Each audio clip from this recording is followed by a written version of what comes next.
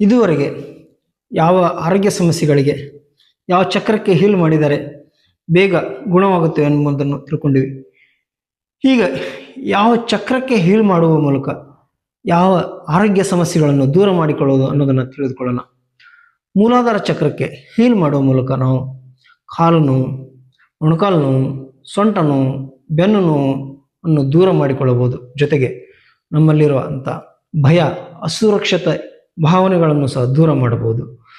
ಸ್ವಾದಿಷ್ಠಾನ ಚಕ್ರಕ್ಕೆ ಹೀಲ್ ಮಾಡುವ ಮೂಲಕ ಕಿಡ್ನಿ ಸಮಸ್ಯೆಗಳಿಗೆ ನಿವಾರಣೆಯನ್ನು ಕಂಡುಕೊಳ್ಳಬಹುದು. ಜೊತೆಗೆ ಸಂತಾನೋತ್ಪತ್ತಿ ಅಂಗಗಳ ತೊಂದರೆಗಳನ್ನು ದೂರ ಮಾಡಿಕೊಳ್ಳಬಹುದು. ಸೊಂಟದ ನೋವನ್ನು ಕಡಿಮೆ ಮಾಡಿಕೊಳ್ಳಬಹುದು. ಇನ್ನು ಮಣಿಪುರ ಚಕ್ರಕ್ಕೆ ರೇಖಿ ಹೀಲಿಂಗ್ ಮಾಡಿಕೊಳ್ಳುವ ಮೂಲಕ ಅಸಿಡಿಟಿ, ಗ್ಯಾಸ್ಟ್ರಿಕ್, ಜೀರ್ಣಕ್ರಿಯೆ ಸಮಸ್ಯೆಗಳನ್ನು ದೂರ ಮಾಡಬಹುದು. ಈ ಚಕ್ರಕ್ಕೆ ಹೀಲ್ ಮಾಡುವ ಮೂಲಕ ನಾವು ಶುಗರನ್ನು ಸಹ ಕಂಟ್ರೋಲ್ ಮಾಡಲಿಕ್ಕೆ ಅನುಕೂಲವಾಗುತ್ತದೆ. ಅನಾಹತ ಚಕ್ರಕ್ಕೆ ಹೀಲ್ ಮಾಡುವ ಮೂಲಕ ಹೃದಯ ಸಂಬಂಧಿ ಕಾಯಿಲೆಗಳನ್ನು ದೂರ ಮಾಡಿಕೊಳ್ಳಬಹುದು.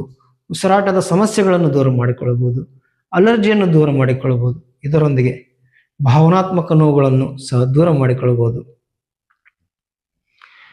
ಈ ವಿಡಿಯೋದಲ್ಲಿ ನಾವು ಯಾವ ಆರೋಗ್ಯ ಸಮಸ್ಯೆಗಳಿಗೆ ಯಾವ ಚಕ್ರಕ್ಕೆ ಹೀಲ್ ಮಾಡಿಕೊಳ್ಳಬೇಕು ಹಾಗೂ ಮೂಲಾಧಾರ, ಸ್ವಾದಿಷ್ಠಾನ ಚಕ್ರ, ಮಣಿಪುರ, ಅನಾಹತ ಚಕ್ರಗಳಿಗೆ ಹೀಲ್ ಮಾಡಿಕೊಂಡಾಗ ಯಾವ ಆರೋಗ್ಯ ಸಮಸ್ಯೆಗಳು ದೂರವಾಗಲು ಸಹಾಯವಾಗುತ್ತೆ ಅನ್ನೋದನ್ನು ತಿಳ್ಕೊಂಡಿವಿ. ಮತ್ತೊಮ್ಮೆ ಹೇಳುತ್ತೇನೆ, ಯಾವುದೇ ರೋಗ ಇರಲಿ, ಏನೇ ಸಮಸ್ಯೆ ಇರಲಿ, ವೈದ್ಯರನ್ನು ಕಾಣಿಕೊಳ್ಳಬೇಕು. ಡಾಕ್ಟರ್ ನೀಡೋ ಉಪಚಾರವನ್ನು ಪಡೆದುಕೊಳ್ಳಬೇಕು. ಜೊತೆಗೆ ರೇಖಿ ಹೀಲಿಂಗನ್ನು ಸಹ ಮಾಡಿಕೊಂಡರೆ ನಿಮ್ಮ ಸಮಸ್ಯೆಗಳು ಇನ್ನೂ ಪರಿಣಾಮಕಾರಿಯಾಗಿ ನಿವಾರಣೆ ಆಗುತ್ತವೆ.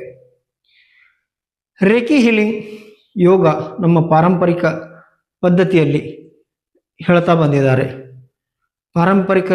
ಹಲವಾರು ಪಾರಂಪರಿಕ ರೀತಿಯಲ್ಲಿ ರೇಖಿ ಹೀಲಿಂಗ್ ನಾವು ಕಾಣಿಕೊಳ್ಳಬಹುದು.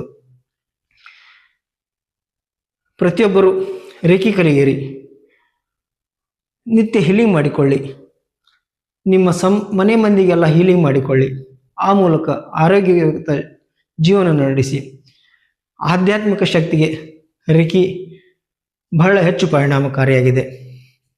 ಇನ್ನಷ್ಟು ಚಕ್ರ ಹಾಗೂ ಇನ್ನಷ್ಟು ಆರೋಗ್ಯ ಸಮಸ್ಯೆಗಳಿಗೆ ನಾವು ಮುಂದಿನ ವಿಡಿಯೋಗಳಲ್ಲಿ ಮಾಹಿತಿಗಳನ್ನು ಕಂಡುಕೊಳ್ಳೋಣ.